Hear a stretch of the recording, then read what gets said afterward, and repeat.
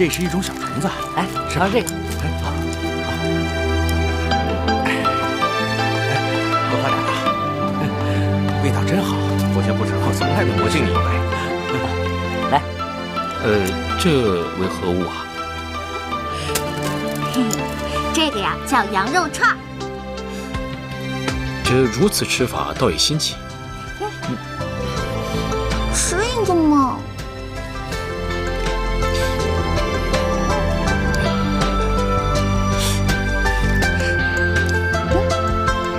三哥怎么样？此物竟如此美味。来，王爷，来。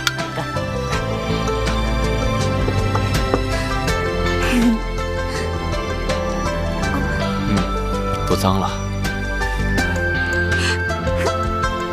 来，我教你怎么烤。好，特别简单。来，拿着扇子，刷点油，好，转一转。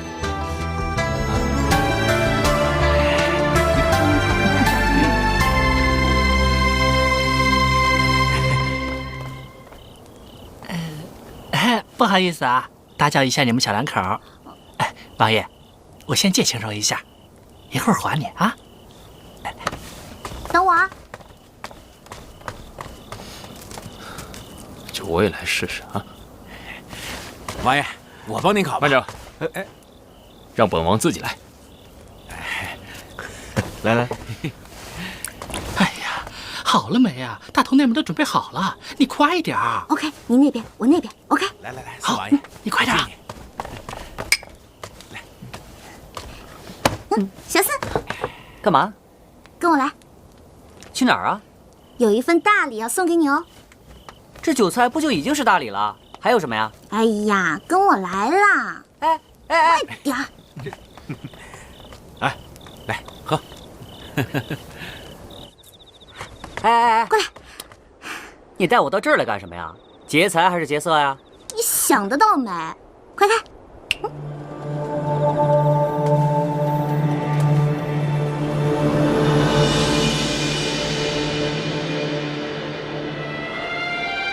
玉童，玉童，切莫上前！我这是用西域幻术召唤出他的魂魄，你要上前，他就散去了。你胡说！玉童明明还在世上，你如何能召唤出他的鬼魂？不可能，这一定是假的，这一定是假的！哎，小四，果然是你！你为什么要这么做？我们只是想让你开心一下。逗我开心？逗我开心就用这种魑魅魍魉之术来哄我吗？尹清柔，你们太过分了！小四，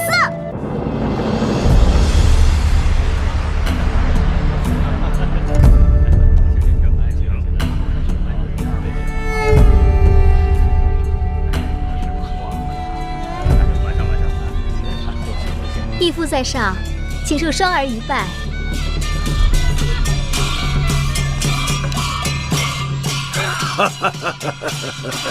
双儿，起来吧。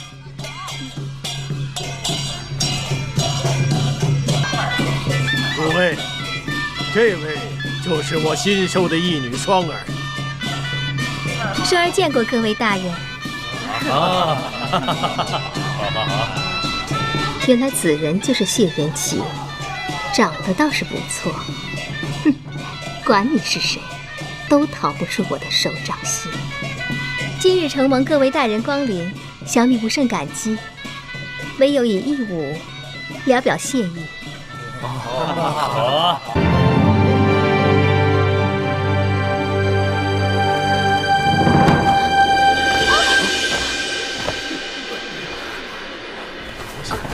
双儿，你没事吧？义父，双儿没事，多亏三王爷仗义相救。哦，区区小事，何足挂齿。没事就好。诸位，来喝酒，喝酒。双儿谢三王爷救命之恩。姑娘言重了。双儿虽不胜酒力，这一杯还是要敬王爷的。好。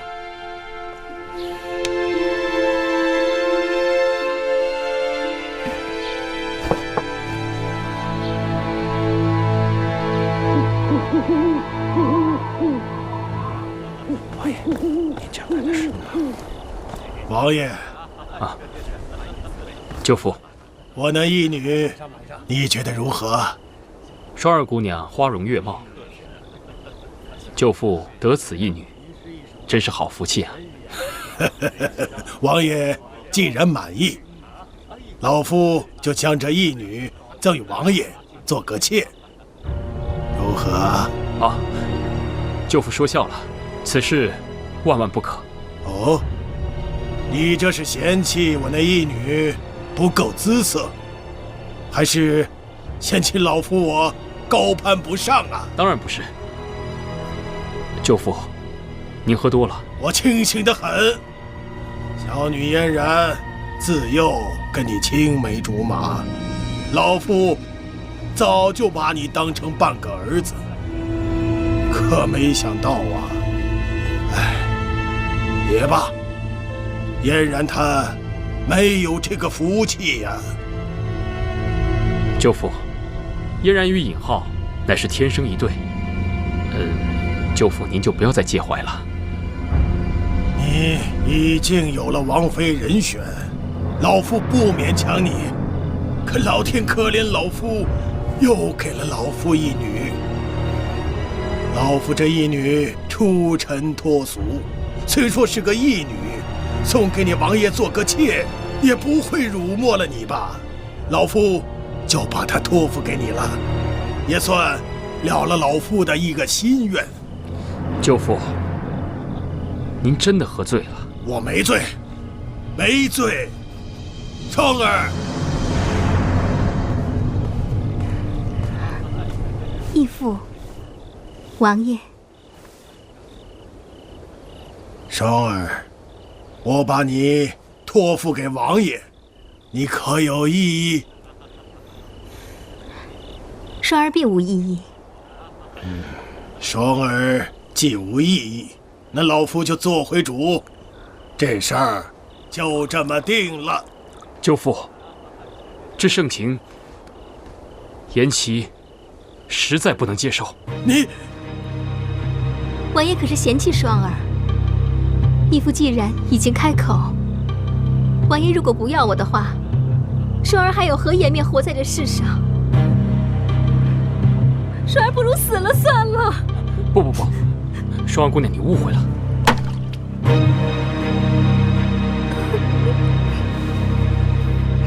三弟，这就是你的不是了。你怎么能如此不解风月呢？双儿姑娘花容月貌，又对你有意，你如此拒绝她，岂不是太无情了？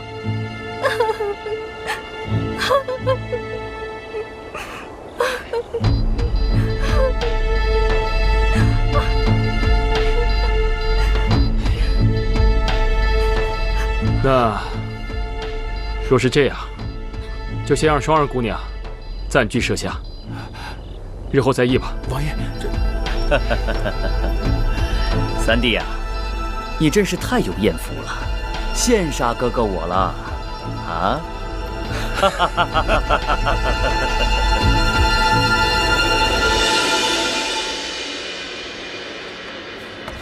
王爷，双儿姑娘到了。请进来吧。是。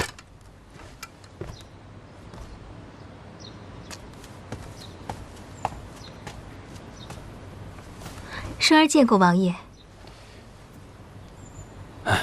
双儿姑娘，就让李章送你去房间吧。我现在还有事，就不送你了。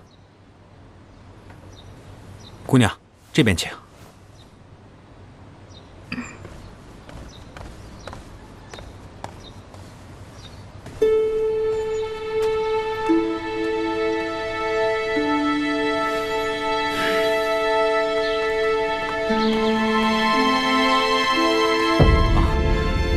双儿姑娘，这位是王爷未过门的王妃尹姑娘。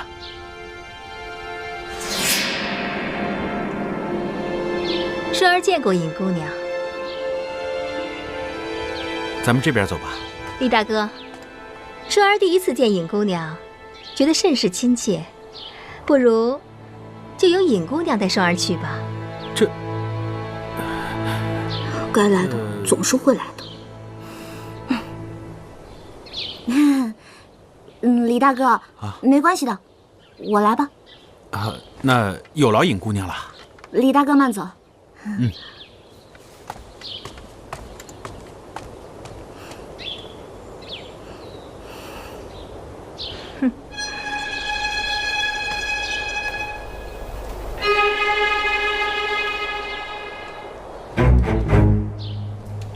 不错嘛，尹清柔，这都混成王妃了。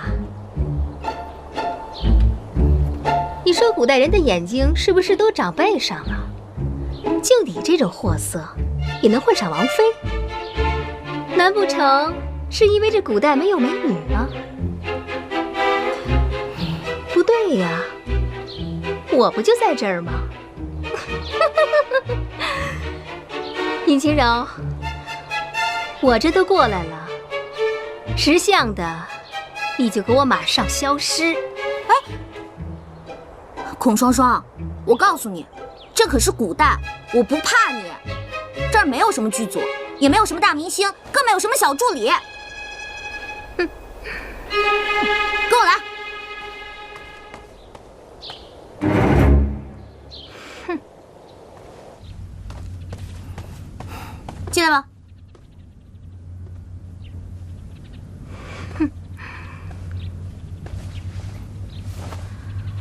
脾气见长了，尹清柔，翅膀硬了。去，给我倒杯水去。切，又不怕烫死。哎，不对啊，我为什么听他的话？孔双双，我可告诉你，现在可没有什么大明星，这儿是古代，大家都一样，还轮不到你使唤我呢。看来你是不打算穿越回去了。回去以后，我还是我的大明星，你还是你的小助理，这一点是改变不了的。你最好给我小心点儿，识相的就好好伺候我，别惹怒了姑奶奶。你谢延启，这事我跟你没完。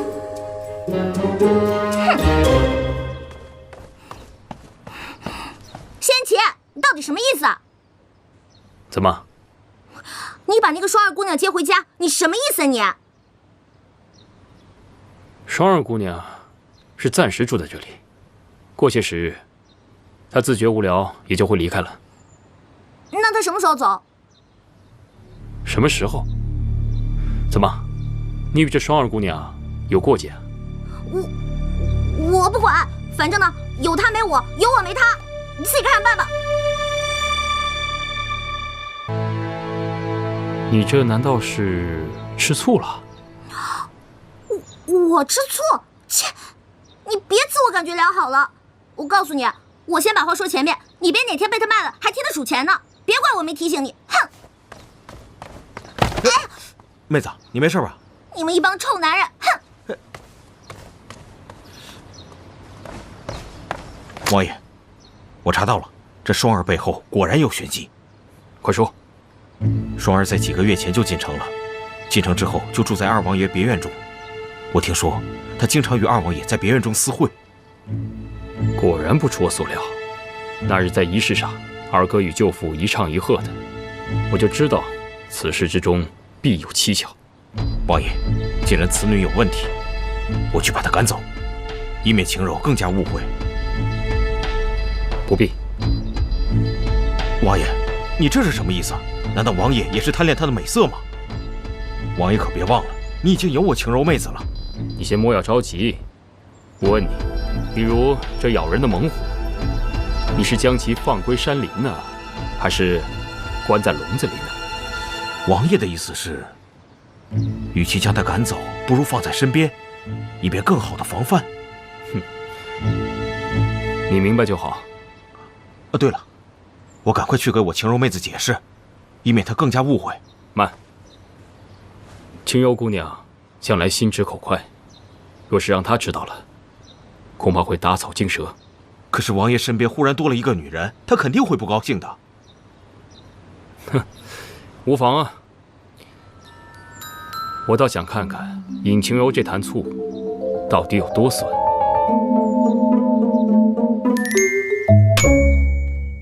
王爷，何事啊？双儿姑娘求见。让她进来吧。是。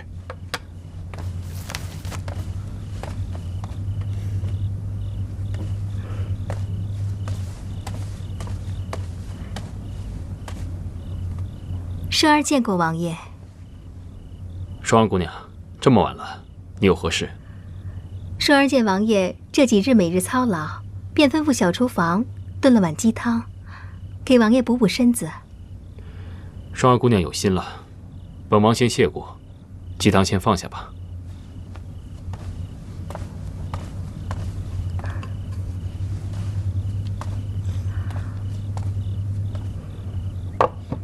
王爷，双儿有些话想跟王爷说。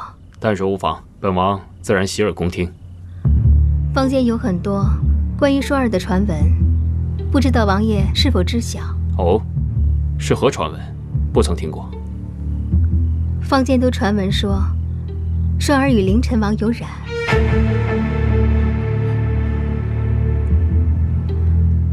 但是他们只知其一，不知其二。双儿与那凌尘王是有不共戴天之仇。哦，你与二哥之间有何冤仇啊？当日那凌尘王在双儿家乡光灯会时见过双儿，从此便心生歹念，一心要纳双儿为妾。可当时双儿已经许配了人家，是断不能从他的。凌尘王知道以后，便伙同知县将我那可怜的夫君下了狱。之后，我夫君不甘受辱，冤死在了狱中。这还不算什么，他还威胁我一家老小的性命。双儿无可奈何，为了保全一家老小，只能从了他。竟有此事？那你可曾报官？报官？官官相护，谁敢告他？王爷，自从双儿第一次见到王爷，便知道王爷是可以托付终身的人。请王爷为双儿做主。此事非同小可。若你所言属实，本王定将还你一个公道。李章，在，扶他下去，好生安歇。是。谢王爷。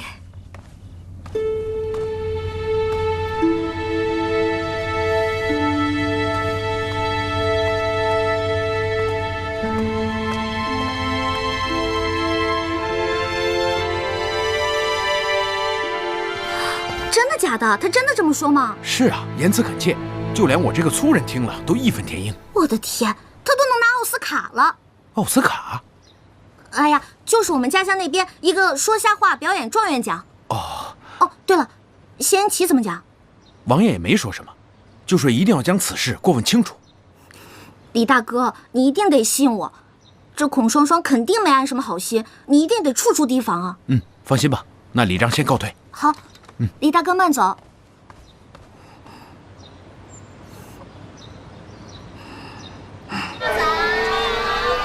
哎，晴柔，你来啦？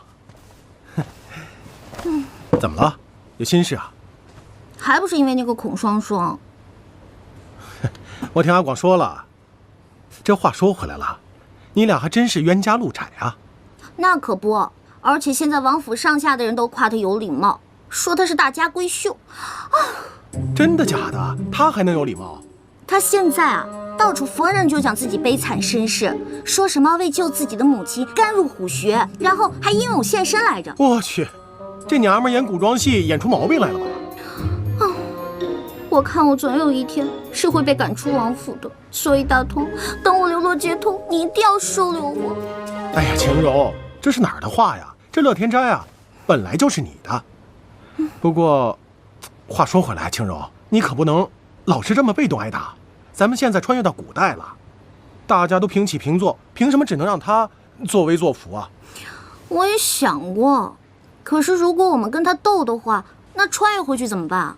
那还有我们的好果子吃吗？哎，大不了不干呗。这又不是只有他一个明星一个剧组，咱呐就在这儿把钱赚够了，等穿越回去还用看他的脸色呀？你说是吧？对呀，那大头，你一定可要多多挣钱啊！放心吧，没问题。哎，话说这三王爷，你是怎么想的？他倒没说什么。哎，晴柔，你可得想清楚了，如果这穿越回去的关键真是这皇族宗祠里的什么宝贝，要想得到它，可不容易啊。更何况你现在还不是什么王妃，所以啊，这关键还是这三王爷，你可一定要抓住啊！我现在不是正为这事儿烦着呢吗？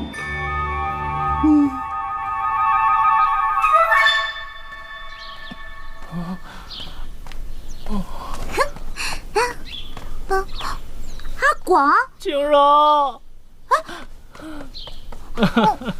你怎么了，阿广？这些还不都是孔少商要的胭脂水粉，可沉死我了。这些都是你买的？哪儿啊？他嫌城里的胭脂水粉都不够细滑，怕伤了他那吹弹可破的小脸儿，所以从香膏到腮红都让我样样亲手做给他。从昨天晚上到现在，我一刻都没歇过，快累死我了。那你干嘛听他的话呀？我这不都被他逼的吗？不行，我们得反击，给他点颜色看看。红色还是黄色啊？你说的倒容易，怎么给他颜色看啊？阿广，你试过辣椒粉、腮红吗？你这是要弄死我呀，姑奶奶！瞧你那点胆儿，还想不想翻身农奴把歌唱啊？我当然想啊！我现在就听到他的声音，我就后槽牙发紧。那你一切就听我安排吧。我现在呢可是准王妃了，仙齐也不敢把我怎么样。在这个灵齐王府里，我现在是最大的了。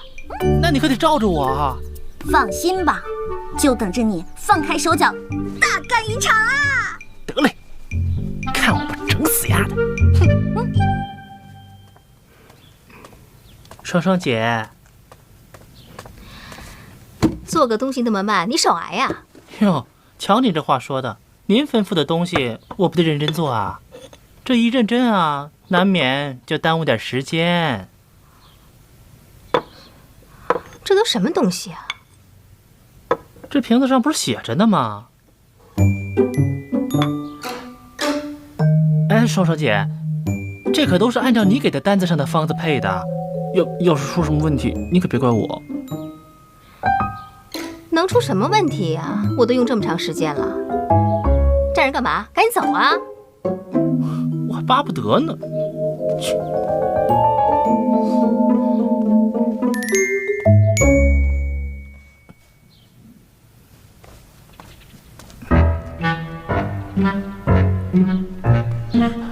吓死我了！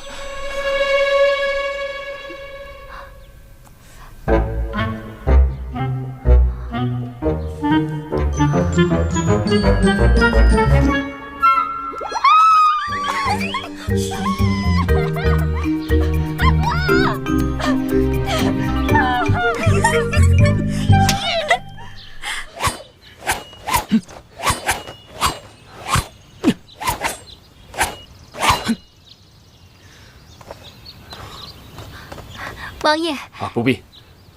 切，真受不了。双安姑娘，你这脸……哎呀，双儿还有些事情，就先走了。王爷尝尝这个。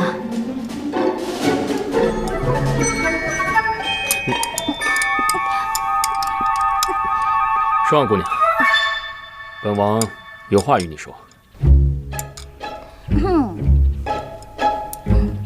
王爷有何吩咐？本王独来独往惯了，你这样天天黏在本王身边，本王实在不适应。以后双儿姑娘还是多做些自己的事情吧。这王府各司其职，双儿只是不愿意做一个闲人罢了。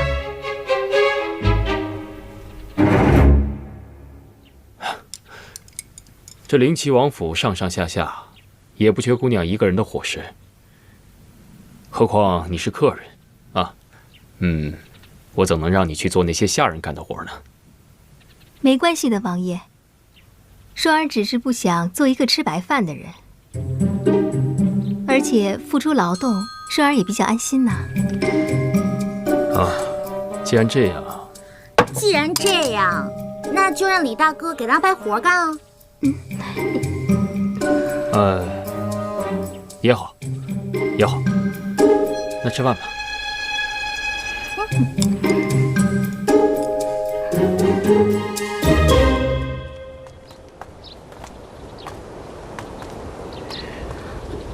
姑娘，就在这儿倒夜壶吧，在下告退。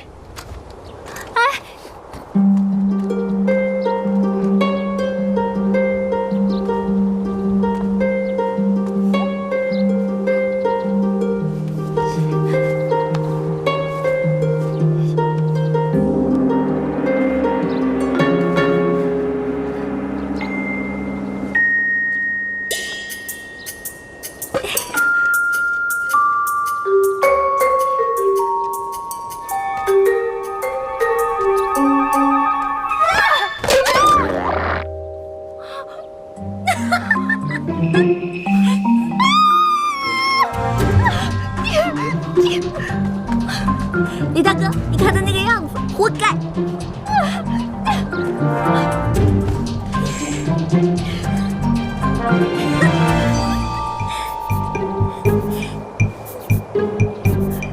李大哥，哎，你说明天让他干点什么好呢？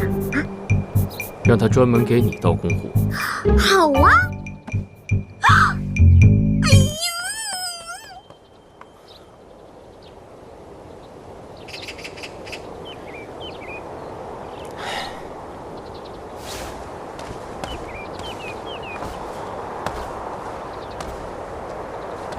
王爷，双儿亲手绣了一个荷包，想送给王爷，还请王爷不要嫌弃。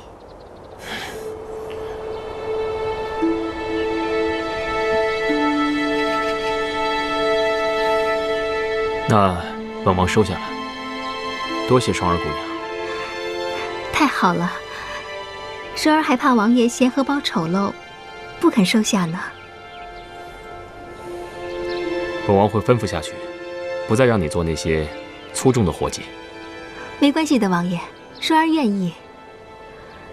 如果没有其他的事情，双儿就告退了。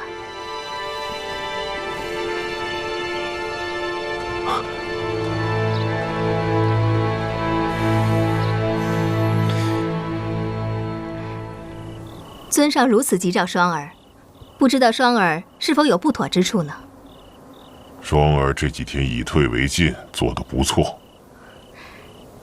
双儿谢尊上夸奖。原本把你安排在谢延辰府里，是为了挑起他们兄弟二人之争，没想到阴差阳错，你却来了谢延齐府，真是天助我也。既然你来了，就要更加小心。除了继续挑拨他们兄弟二人之外，还要挑拨谢延齐和尹晴柔的关系，明白了吗？双儿明白，双儿定不负所托。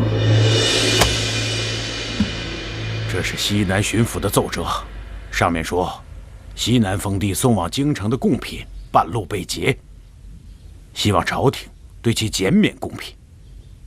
如若不能，他们定会再准备一份贡品，但希望朝廷能减免部分的税赋。你们看如何处理啊？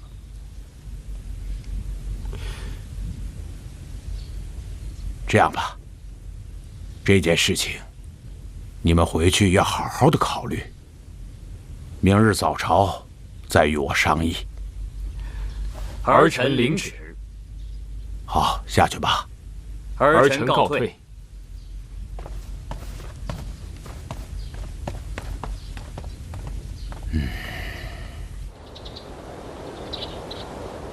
父皇今日只召见我和三弟议政，根本没叫老四，这就已经说明了他是要拿此事考验我俩。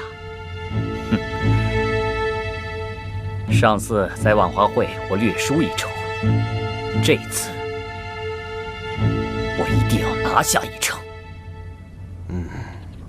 这次的确是个好机会，我们不但要好好的表现一番，还要拖一拖他谢延启的后腿，接着给他制造点麻烦。舅舅有何良策？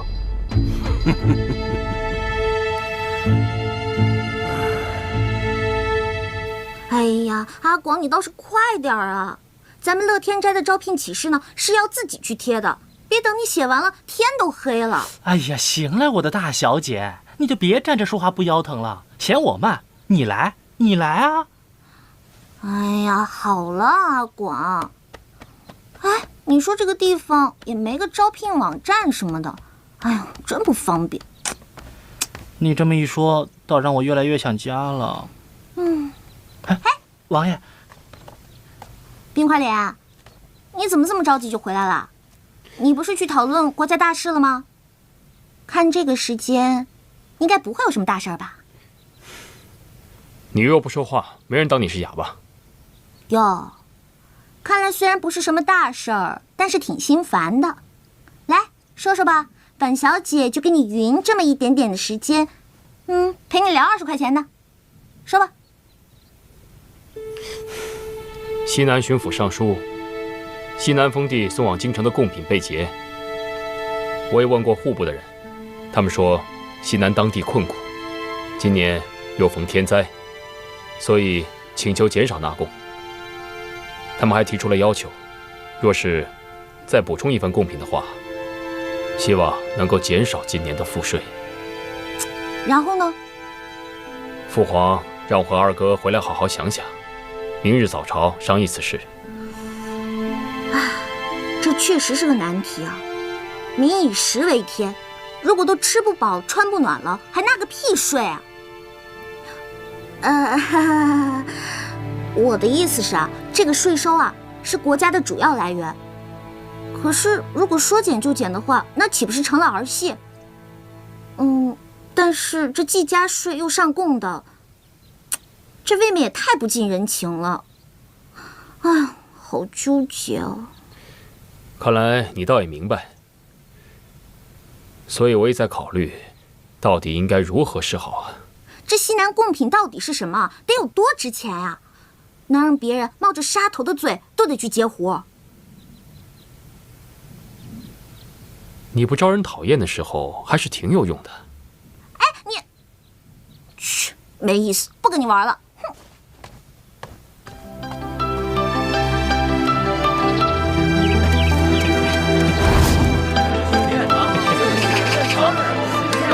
各位父老乡亲、大哥大姐、弟弟妹妹、叔叔阿姨、大姑大婶儿，大家走过路过，千万不要错过。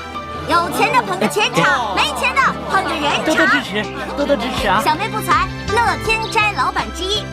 这乐天斋呢，就位于长安街的繁华地段，环境优美，物美价廉，童叟无欺，还请大家莅临指导。欢迎欢迎！来，现在乐天斋啊，需要招聘掌柜1名、账房1名、sales3名和库房管理员1名。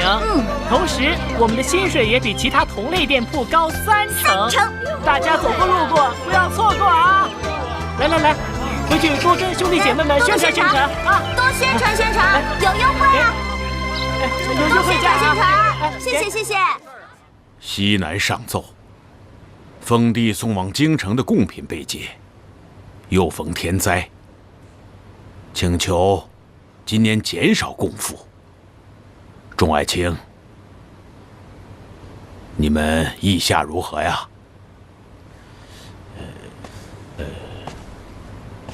回陛下，西南临近滇藏，关系边疆安稳，贡品被劫，实属无奈。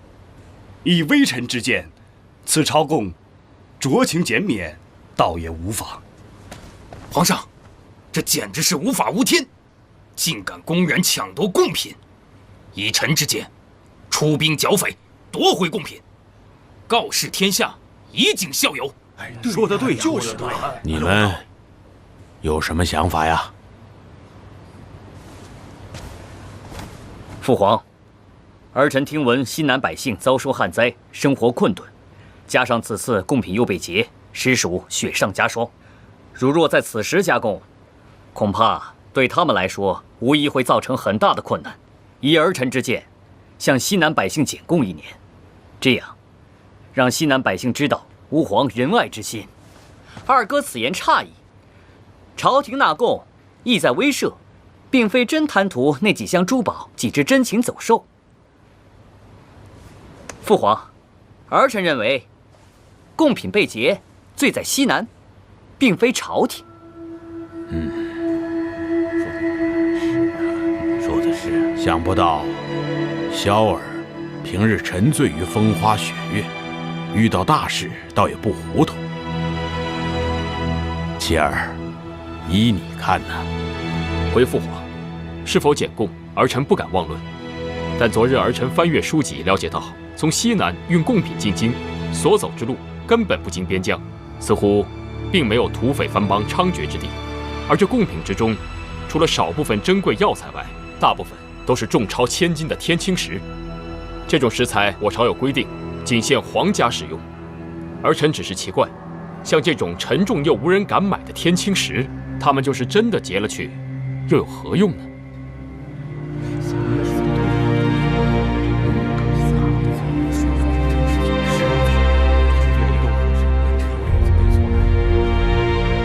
老臣以为灵齐王言之有理，皇上应尽快派人调查贡品被劫一事，待真相大白之后，再来商议是否减贡，也不迟啊。好，准奏，就按爱卿说的办。父皇，儿臣请旨前往调查，还望父皇恩准。这件事稍后再议吧。是。我说王爷，你都看了半个小时了，到底想好了没有啊？王爷，西南地处边陲，民风彪悍，要是查案，我去就行了。您不必以身犯险。以身犯险是小，怕王爷是在故意躲避某人吧？哇，独孤，你可回来了，我快想死你了。我也想死你了呢。独孤参见王爷。回来就好。刚才听你的话，你也不赞成本王前去西南。我想先问一句，王爷此去西南调查贡品一案，是不是故意在躲避与二王爷的正面冲突呢？当然没有。独孤跟随王爷这么多年，对王爷还是很了解的。一旦被说中心事，就是这个表情。不管是查案还是躲避，王爷决定前往，我以后定跟随左右。那可不行，你大婚将近，不能擅自离开的。再说了，宁拆10座庙，不毁1桩婚。啊！哎呀，呸！不能说这种不吉利的话啊！童言无忌，童言无忌啊！青柔说的对，你与嫣然大婚在即，本王绝对不会让你去冒险的。就是啊，你们早一天成亲，那个杜印才会早一天死心嘛。你这个人要以大局为重的，且行且珍惜。看来来得早不如来得巧，老天让我这个时候回来，注定要陪王爷走这一遭了。王爷若有你的陪伴，我大可以放心了。那我也要去。你去做什么？我们此行前去办案，又不是游山玩水。我也是要去办案的呀。你们听说过金田一吗？你们听说过柯南吗？告诉你们，这些我在老家全部都看完了。你们听过吗？真相只有一个。王爷，不如带尹姑娘一起去吧，她鬼主意多，到时候也更热闹一些。好吧。哎，还有我，我可以帮你们易容。哦，对。也罢，算你一个吧。可是，父皇尚未恩准，能否同去，还未可知啊。记得上次我要吃那个叉烧包，这次你一定要给我带上，不然在路上我万一饿了，我又吃不着了。对，还有那个什么啊，我想想啊，反正把好吃的全部都得打包。父皇，儿臣想前往西南彻查贡品被劫一事，望父皇批准。你想明白了？儿臣一时糊涂，只想让天下的百姓共沐皇恩浩荡，却没有细心想贡品被劫的细节。是儿臣的失职，三弟他心思细腻，这一点儿臣有所不及。但尺有所长，寸有所短，只要我们兄弟齐心协力，何愁我江山社稷不繁荣昌盛呢？你能这么想就对了，也不枉我对你一片心思。你母后昨日还和我提及你的事情，处处为你辩解，希望你不要让她失望啊。贡品的事情就算了，我刚刚准了你三弟，让他亲自微服查明真相。可是父皇，好了，你下去吧。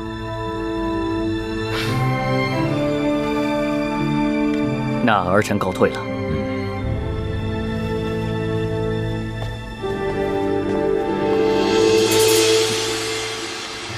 来，1号，我是1号，我是1号，有经验的啊！你好，我们呢考的是你们的数字能力和应变能力。那你听好了，第一题哦，1、2、3、4、5、6、7、8、9、10，10个数字，哪个数字最勤劳，哪个数字最懒惰呢？问的是什么玩意儿？不知道。不知道。下一题。蚕宝宝为什么会有很多钱呢？不知道。这不知道。不知道。哎，因为蚕宝宝会节俭。哇！哎，那第3题啊，2个人同时掉进海里，一个人叫小明，那另外一个叫什么？当然叫救命了。你这太笨了，这题第一题，1、2、3、4、5、6、7、8、9、10，10个数字，哪个数字最勤劳，哪个数字最懒惰呢？第一最懒惰，第二最勤劳。哦，为什么？因为一不做二不休嘛。第2个问题，麻雀一直叫个不停，怎么样才能让它不叫呢？这个压它一下，鸦雀无声嘛。我也问一个。哎，这怡红院呐来了3位姑娘，可是老鸨呢只需要1位姑娘，这可怎么办呢？凉拌。跟您开玩笑呢，我们还没问完问题呢。然后呢，这个老鸨呢就想了一个办法，让这3位姑娘呢从一锭银子面前经过。第1个姑娘呢见到了银子，把它藏了起来，然后第2个姑娘呢见到了银子，捡了起来交给了老鸨。这第3位姑娘看到银子，立马跑去找老鸨，老鸨还把银子分给她一半。你说老鸨会选哪位姑娘进去呢？第2位。为什么？因为他人品好啊。再想想。那就是第3位，因为他有眼力劲儿啊。废话，当然是找那个脸蛋最美、身材最标致的那个了。这哪来的？这好漂亮啊！你都到那种地方工作了，还要德行干嘛？整顿风气呀。哎呦，真不愧是在那里生活战斗过的，这读万卷书不如行万里路啊！你不信呐？你不信，随便找几个老鸨问问，看他们是怎么回答你的。他说的呀是对的。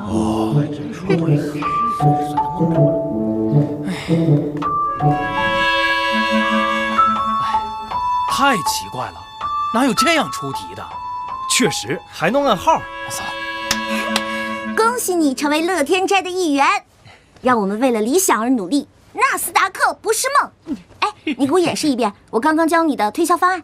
全场20文，只要20文；手绢20文，皮包20文，全部都是20文，只要20文。20文你买不了吃亏，20文你买不了上当，快进店选购吧。怎么样，可以吗？相当可以啊！给你32个赞。此行我路过杏花村，刚好带了几坛好酒。首先预祝王爷在朝中一切顺利。今天你我不醉不归。好啊，来，尝尝。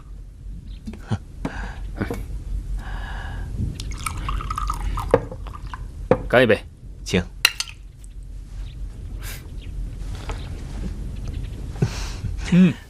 好酒啊！独孤，你知道吗？今日父皇准奏的时候，我突然感到非常非常的开心，真的很开心。这和以往得到一匹宝马或赢了一盘棋局的感觉完全不同。我也难以形容这是什么样的感觉，就像在做一件非常重要的事情。看来王爷对朝中之事感兴趣了。嗨，哪里？不过，今日朝上，二王爷主动请缨，却输给了王爷。我怕他在别的地方动什么心思，还请王爷一切小心为妙。哎，来，再干一杯。王爷请。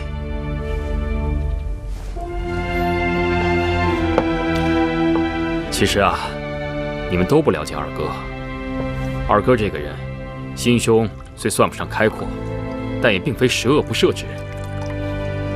小的时候，他对我非常之好啊。可是人都是会变的，尤其面对这种江山社稷之事，原本当初不属于自己的东西，突然送到自己眼前的时候，任凭是谁，都不会不起邪念的。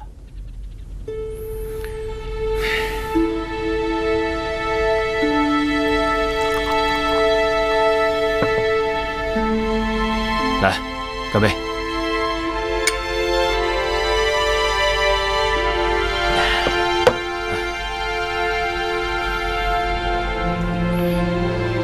真是想念大哥呀！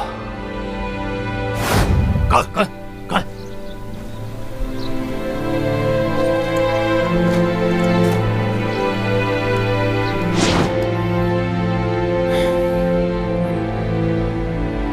再喝一杯。来。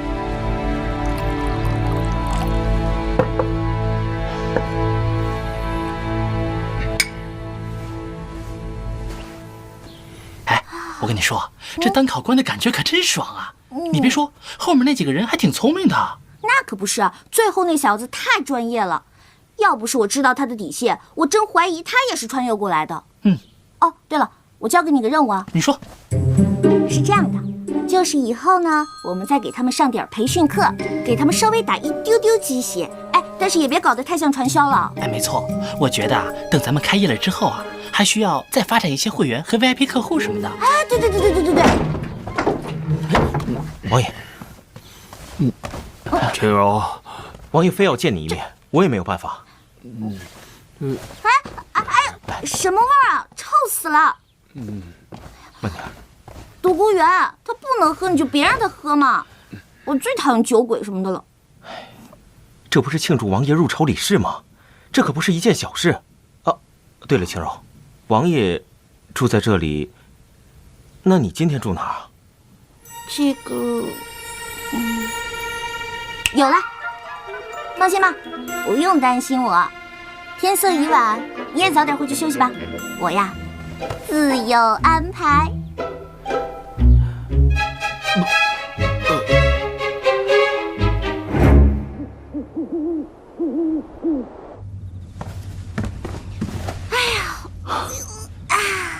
叶青柔，你可真行，就这么横冲直撞的来我房间。现在是古代，男女授受不亲。这有什么的呀？以前咱们剧组条件差的时候，7、8个人都一起住过。哎呀，再说了，你也不是个男的呀。哎，谢延琪倒是男人，喝那点酒就醉成那样。哎，他那是因为今天高兴多喝了2杯，好吗？哎呦，这就互上了。我哪有啊？但我跟你说啊，如果他明天找我麻烦的话，你可别袖手旁观啊。哎呀，放心吧，天空飘来5个字儿，那都不是事儿。哎，快点睡吧，我要困死了。啊，晚安。哎哎，哼哼哼，哼。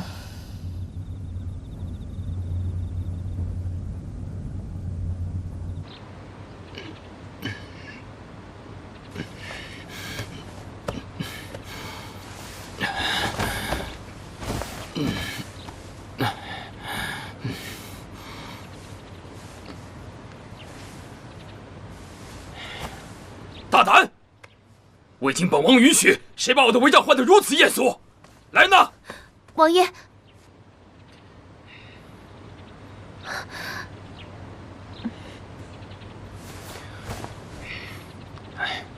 别找了，你家小姐不在这儿。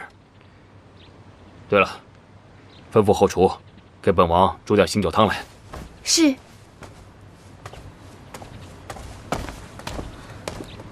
王爷，这你，冰清柔，王爷昨晚睡你这儿，那你睡哪儿啊？要你管？我昨天晚上睡柴房不行吗？我想学学卧薪尝胆，不行吗？你当真是睡在了柴房？当然是假的啦！你不是告诉我把这里当自己家吗？于是我就真把这儿当自己家了，所以呢，我就睡在了某个下人的房间里。哟，这可了不得了，有道是男女授受不亲，景柔姑娘这么做不太好吧？他不是男的。哎，我，他分明不是什么？不是男的。人家本来就很难过了，你就不要在人家的胸口上再插上一刀了。哎呀，乖乖，王爷，不哭啊！好了，这。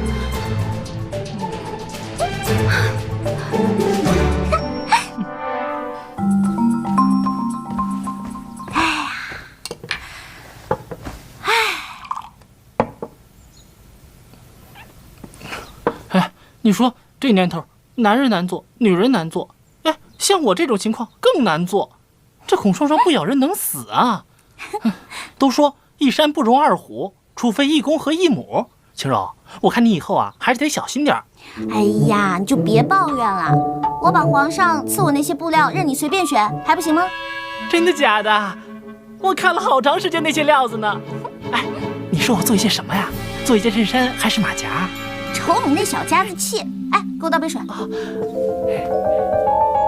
喝茶。小姐，你回来啦？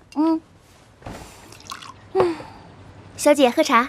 这是我刚泡的龙井。对了，小姐，我觉得我们应该去寺里上上香。过几天王爷不是要前往西南吗？我们可以替他去求个平安符，顺便什么？我看你是想出去玩了吧？好啊，我正要说的是，你想得好，想得妙，想得呱呱叫。最近天气这么好，我们刚好去山间走走，强身健骨，陶冶一下情操。你这个想法不错。太好了，我这就要门房准备马车，我们去法门寺。哎，不，我们不去法门寺，我们去清源寺。清源寺？这帮古代妇女是有多无聊啊！一年到头的 social 活动，除了花卉就是花卉，哦，还有上香，真没意思。好了，走吧。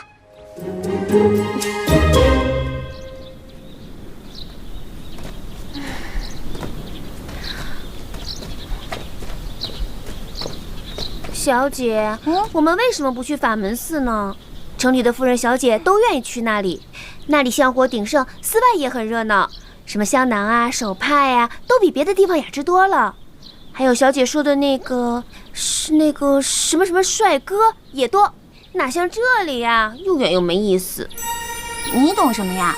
真正修行的人要那么热闹干嘛？你看看这儿，环境清幽，意境高远，这才是修行的好地方呢。高远？哪里高远了？我听王爷说过一句话，叫大隐隐于市，小隐于山。照这样说来，还不是法门寺的和尚修行的厉害呀？哎呀，你还学会顶嘴了。我其实呢是想探探悬空老和尚的底。听说万花会上的批注和占卜都是他搞的，我看呐，10有8九跟杜隐是一伙的。我跟你说，这世道上老道尼姑和尚队伍里骗子最多了。哎，走了。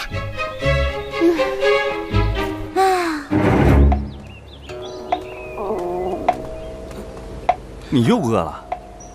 对啊，那咱就赶紧走吧，一会儿就可以吃饭了。哎呀，别着急，他这个菜啊，一板一眼，毫无特色，我都已经吃腻了。你才吃多久就吃腻了？3岁开始到现在，你算一下。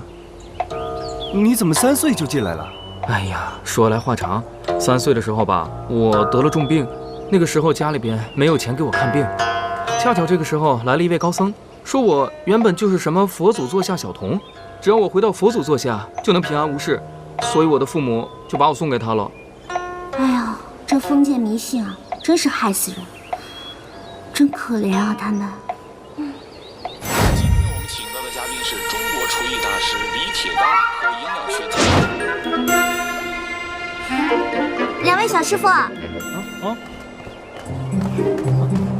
施主好。请问你们的师傅今天在寺里吗？我们师傅今天不在寺里，他去忠义府念经去了。哦，不在啊，那我找你们好了。我呢，为了参加美食大赛，专门研制了一种绝门的素食手艺，不知你们可否帮我尝尝呀？来尝尝吧。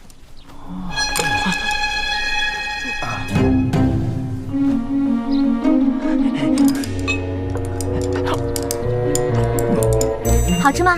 哎，你们别光顾着吃啊，我家小姐问你话呢。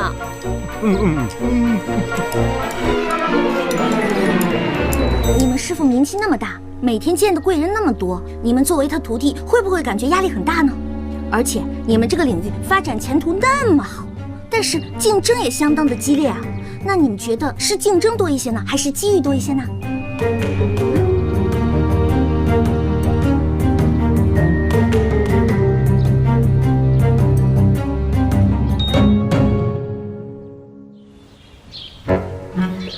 照这俩小和尚说，看来真是悬空搞的鬼啊！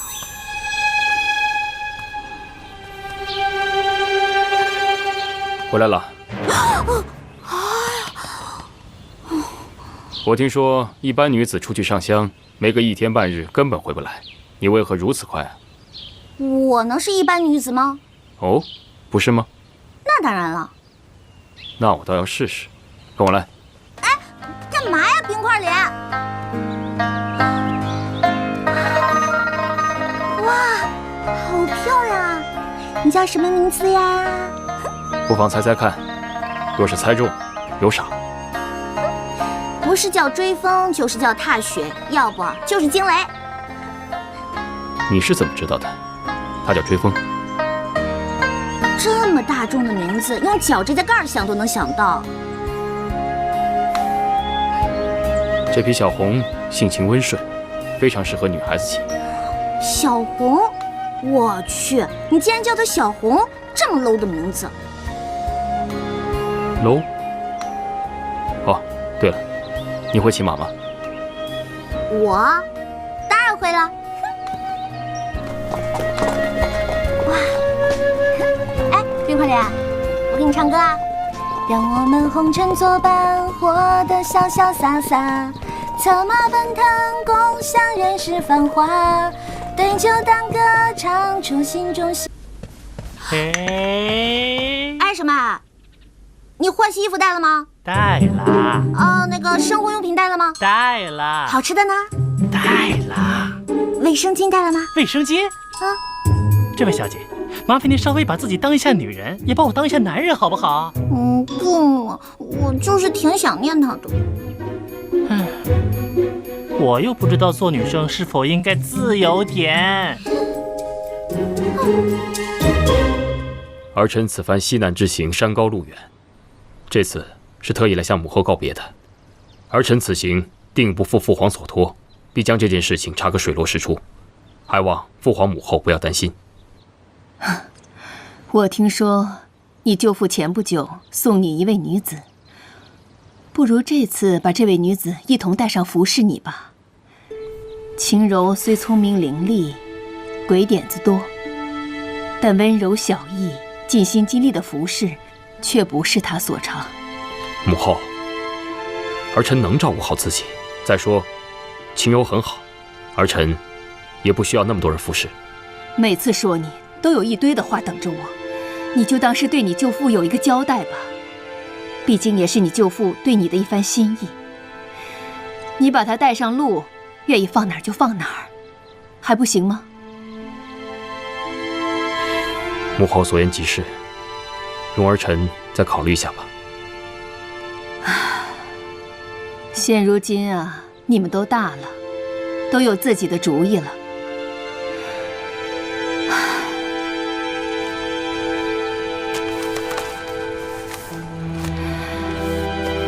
刚刚我让太医院给你配了一些防御伤寒和治疗外伤的常用药，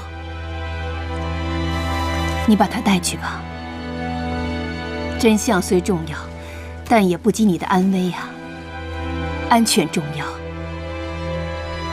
儿臣谢过母后，母后保重。儿臣告退。去吧。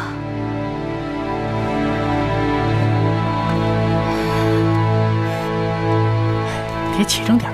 哎，王爷来了。哎，你回来啦？皇上、皇后娘娘身体怎么样啊？还好，母后给我准备了一些配好的药，还嘱咐了一些话。你们收拾的如何？差不多了。哎呀，特权阶级就是好啊，什么事儿都有人帮你准备，哪像我们呀，事事都得亲力亲为。晴柔，我今日入宫，母后说什么？说让你在路上好好照顾我，还是有什么东西需要我们帮她带的？母后乃一国之母，哪会缺什么东西？就算是缺，下面也会有无数人帮着想办法。亏你想得出来。我就是好心嘛，不刻薄能死啊！真是，天色不早了，你快走吧，别耽误我们收拾东西了。明天还要早起呢，我们可不像某人，事事都有人伺候。赶紧走吧你。早些休息。尊上，双儿还是觉得谢延琪此行应该跟随于他，大不了扮成丫鬟婆子之类的。你们都走了，就剩双儿一个人，双儿也成不了什么事啊，您说是吧？你放心，我早已安排好了。今天皇后叫三王爷入宫，就是安排带你一起走的事。随后就有人来通知你了。连皇后身边都有尊上的人吗？这就不用你操心了。你只要记得，你对我来说很重要。双儿知道，自从那一日你在凤凰楼救了我，还帮我当上了花魁，双儿就知道，双儿心中也是有尊上的。你想多了，不要忘记自己是什么身份。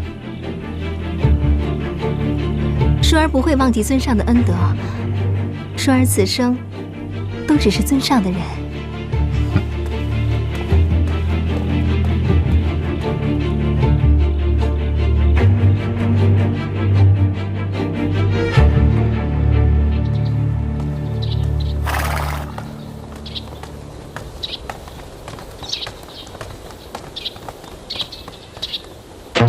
哎，你怎么出来了？都不是外人，别这么送来送去的。殷晴柔，王爷没跟你说吧？我要跟你们一起去西南了。这这可是皇后娘娘的意思，而且还让我照顾王爷的起居。就你，我就呵呵了。别人不照顾你都烧高香了，你还照顾别人？我能不能照顾人不重要，关键是这是王爷的意思。好了，时候不早了，赶紧启程吧。男人的话，果然跟母猪上树的传言一样不可信。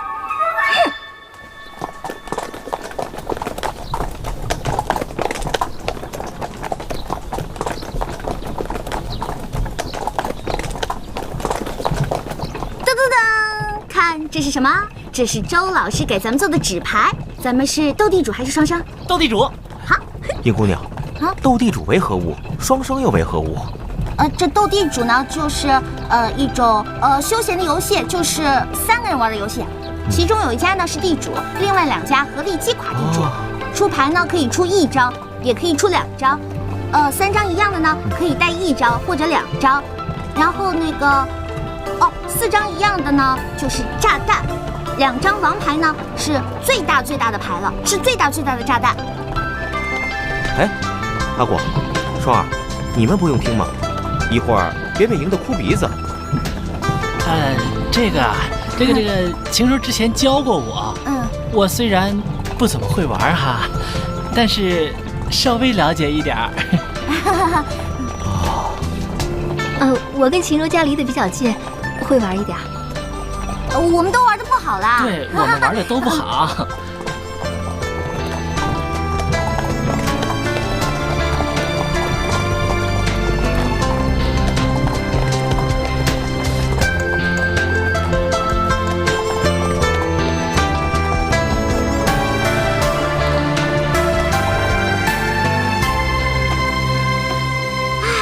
很久都没有这么开心了，是不是？哎呦！为何会如此打扮？成何体统？独孤远，你怎么这么厉害啊？你真的是新手吗？你明明比老手还要老手呢。谁说不是呢？这么多年都白活了，这剧组也白混了，玩斗地主输给了一个古代人。哎，王爷，看你也挺闲的。过来跟我们一块玩吧，可好玩了。当真如此有趣？其实真的一点都没有意思呢。像王爷这种人，会玩这种上不得台面的游戏吗？王爷是一个高尚的人，是一个纯粹的人，是一个有思想道德的人。他是一个脱离了低级趣味，忠于民、忠于心的人。你说王爷他会玩吗？不会，不会。依我看，你是怕输给本王吧？切，激将法，呵呵。行，我就是怕输给你，怎么着，打我呀？我还怕教会了徒弟饿死师傅呢。你，禽柔。好了好了，算你一个，不过你可不许耍王爷脾气，要愿赌服输的。什么叫算我一个？本王还不稀罕呢。哎，王爷，王爷，真小气！哎，王爷，你就大人不计小人过，你跟我们这是什么气呀？赶紧回去跟我们玩吧。也罢，赢了他们，看他们还叫嚣。走，炸弹！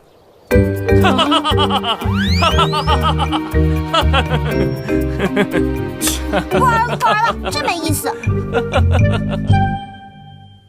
哎呀，舅舅，你来之前也不跟我说一声，好让我早些出来迎接呀。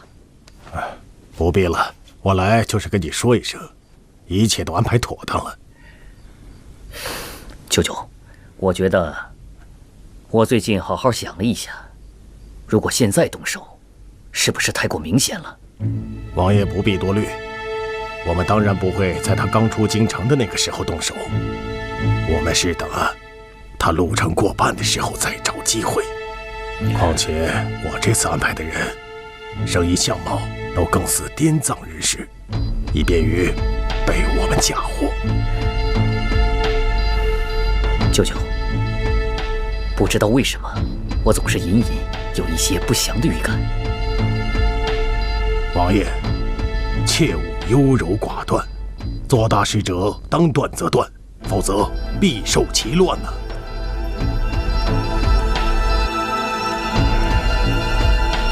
那就依舅舅所言吧。那我就先走了。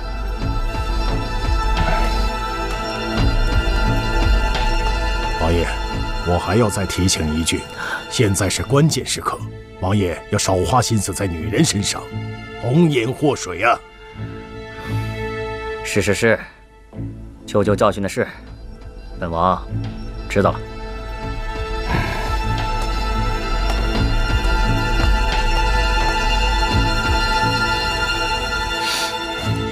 管得够宽的。哎，今天趁着人多，我们来玩杀人游戏吧。好。大胆！你二人怎可如此轻率？杀人乃触犯国法，怎可以游戏惩之啊？哎呀，你误会了，不是真的杀人，而是那种审案型的游戏啊。那也不可。究竟是何游戏？名称如此凶险，真无聊。哎，要不然这样吧，咱们呐，每个人都讲一个鬼故事，趁着这夜色，多刺激啊！好，我先来，这个最在行。让我给你们想一个灵异一点的智力型的问题。哎呀，快点儿！就你事儿多，听着。在一个县城里呢，母女3人相依为命。可是有一天呢，母亲突然离世了。在亲戚的帮忙下呢，他们办了丧礼。可是呢，在丧礼上，妹妹见到了一个远房的表哥，并且对这个表哥可谓是一见倾心啊！一见倾心？晴柔，你搞清楚好不啦？这可是恐怖故事，不是你看的那些言情小说。就你事儿多，真是的。听着，可是葬礼还没结束，表哥呢就不见了踪影。表妹啊，就找啊找，总是找不着。她呢，日思夜想，茶不思饭不想，人都消瘦了许多呢。突然，你要吓死我呀！突然呢，妹妹有一天拿着一把刀，一刀，把姐姐亲手杀死。请问，这是为什么？这是哪门子恐怖故事啊？切，这个故事确实曲折离奇，匪夷所思啊！阿广啊，你先说。我觉得这个妹妹不是个疯子，就是个变态。No， 冰慧莲，你说。依我看，这个妹妹应该是认为表哥喜欢姐姐，所以心生妒忌，才下此毒手。也不对。独孤园，那你觉得呢？阿广和三王爷说的都不对吗？都不对。在独孤看来，这位姑娘一定是一个简单直接而又不用头脑之人。为什么？我想一想，不知道对不对？莫非是那位妹妹一直很想再次见到自己的表哥，而苦无对策？她只知道上次是在母亲的葬礼上见到他，所以她误以为再办一次葬礼就可以见到自己的表哥了。我本以为从网上看到的这个测试犯罪的题目，他们这些古代人肯定猜不出来。可是独孤园竟回答得如此清晰，轻轻松松的。他内心到底是什么样子的呀？真猜不透的。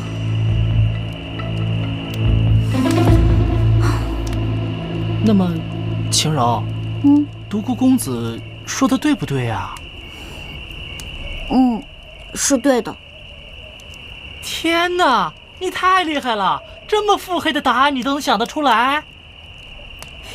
这算什么破故事？如此阴暗。王爷，你说是吧？罢了，这故事实在过于阴暗。本王乏了，今天就到这儿吧。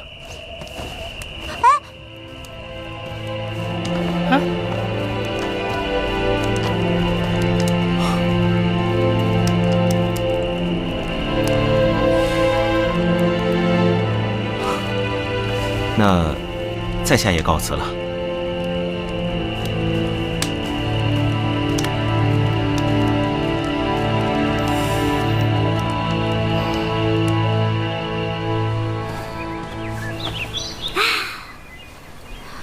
左3圈，右3圈，脖子扭扭，屁股扭扭。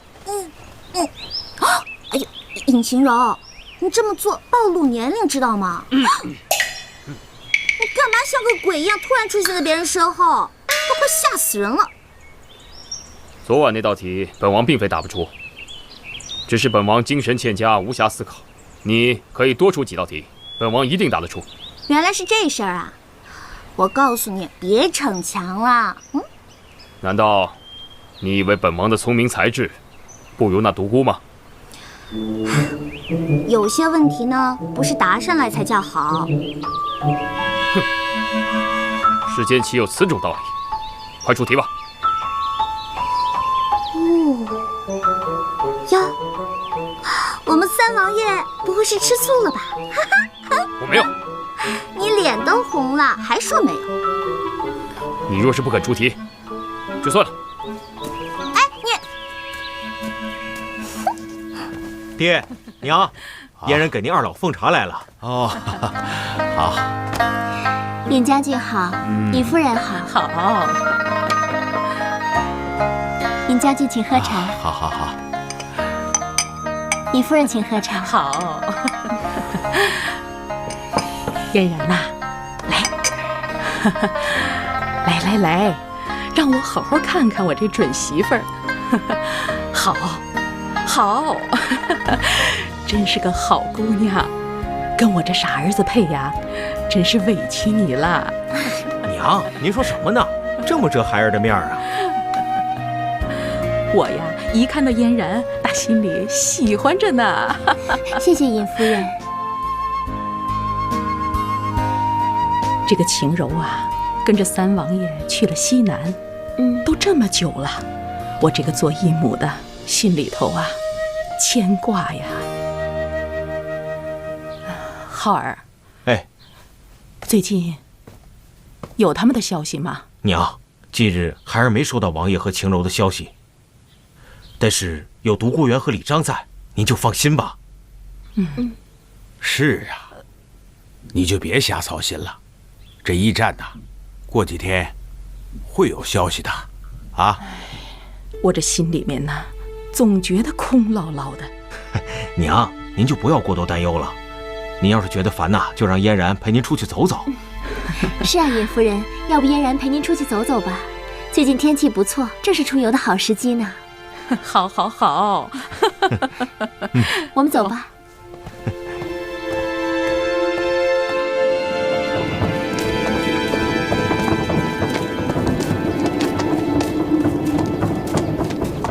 站住！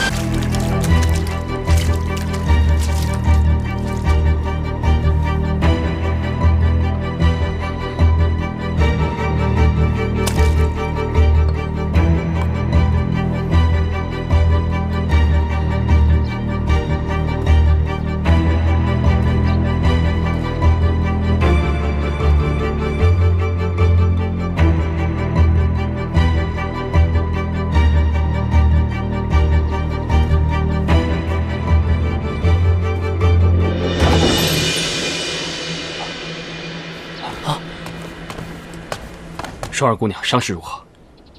双儿姑娘的刀伤正好在要害部位。啊，那可怎么办呢？现在只盼双儿姑娘吉人天相了。独孤，一定要尽力救她性命。王爷放心，独孤定当竭尽全力。